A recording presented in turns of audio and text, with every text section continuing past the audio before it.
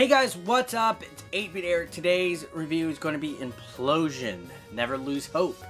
A game that was previously on mobile phones. Yes, it seems like there's going to be a lot of mobile ports on the Nintendo Switch. Now, a lot of people are concerned about that because, to be honest, mobile games suck.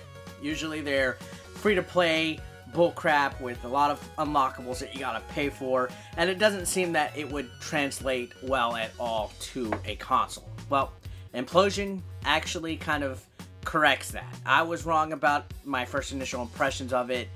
Aside from it looking cool, I was a little worried that this game was not going to translate well.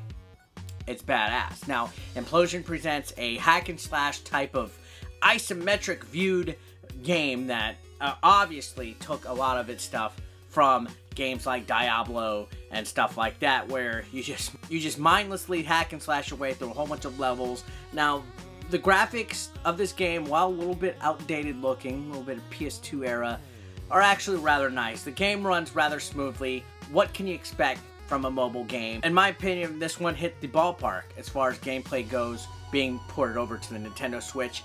Everything controls solidly. The controls are tight, precise, pretty basic. You control your character with the analog stick, you hack and slash using one of the buttons, you even have the right analog stick that's able to control your character's gun, so you can attack from far away. There's 3 abilities that you could put towards using your character, like a dash that just slashes and stuff like that. Lots of upgrades, lots of weapons, a lot of stuff that you can unlock during these missions. For the amount of content that you get, I think this game is actually priced pretty well. It's about $12 in the eShop. Sure, you know, you could play it for free on mobile, but then you have to buy all that crap through the app stores and stuff. Just get it in one solid place. Now, there's a lot of chapters, a lot of missions in this game. The first chapter alone has like 10 missions. The bosses at the end of these chapters are humongous, and there's a lot of strategy involved in playing in some of these levels. Now, you can get by hacking and slashing the first few levels, but the more that you go into the game, the more strategic you have to play. So this is a pretty in-depth and impressive little game. Now, I think it's badass because it's mechs, it's robots, it's, you know, lots of hacking and slashing and fighting.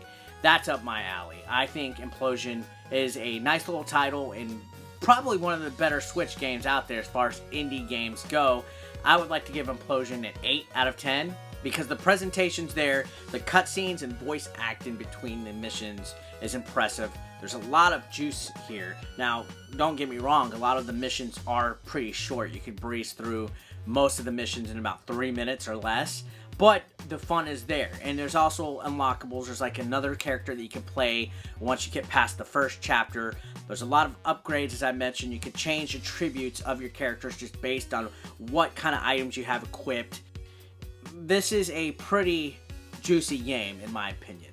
And it plays well, both docked and undocked. I mean, good thing about mobile games is that they translate pretty well as far as the gameplay goes on here. And Pro Controller feels fucking wonderful on Implosion. So I definitely recommend you guys take a look at it. And well, guys, that's it for today's video. Thanks a lot for watching. I'll see you next time.